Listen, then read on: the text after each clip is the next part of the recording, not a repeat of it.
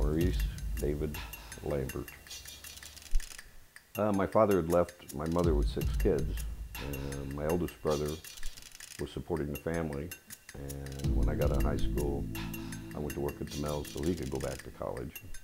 Then I got laid off at the mill, and everybody was getting drafted. I was cold and lonely walking down the street and saw the Army recruiter and said, "When can I go?" And he said, "Well, I'm taking over group 2 days." And I shut the door and he said, "Wait a minute, is tomorrow okay?" And I said, "Yeah." I said, "What time?" So I was there at 8 o'clock in the morning and got inducted that day and off to basic training that night. I'll be your drill sergeant for the next 8 weeks or until you finish your basic combat training. It's my job as your drill sergeant to see that you get the most out of these weeks. And it's your job, starting now, to absorb the instruction that you receive. Since I joined, I had an opportunity, supposedly, to pick what I wanted. A few hours ago, you were a civilian. A couple of hours from now, you'll be in Army uniform, but you'll still be more civilian than soldier. 8 weeks from now, you'll be well trained in the basic skills that every soldier has to have. And at one time, they pulled me out and wanted me to go into ACA, Army Security. They were going to send me all over the world, you know, for language and doing codes, but then that required a 4-year commitment, so I turned that down. Then they wanted me to go to officers school, and I just didn't feel like an officer at 18.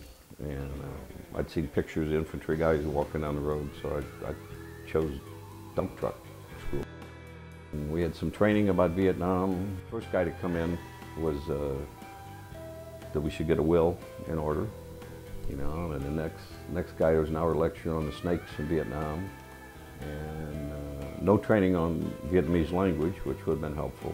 We landed in Dinh Hoa, and jumped on deuce snaps again, and went through the heart of town, and I jumped off the back of the deuce and a half, and my rifle hit the tailgate, and I did a perfect 1.5 somersault, landed on my face. My helmet rode down the road, and some sergeant grabbed me and picked me up, said, "Welcome to Nam, throw your crap over there, line up, you're going to fill sandbags." And we went across the street, started filling sandbags, and about 10 minutes later we got automatic rifle firearms. So, welcome to Vietnam. Yeah. When I got home, our house was like an old farmhouse, and so it was like a mansard roof. And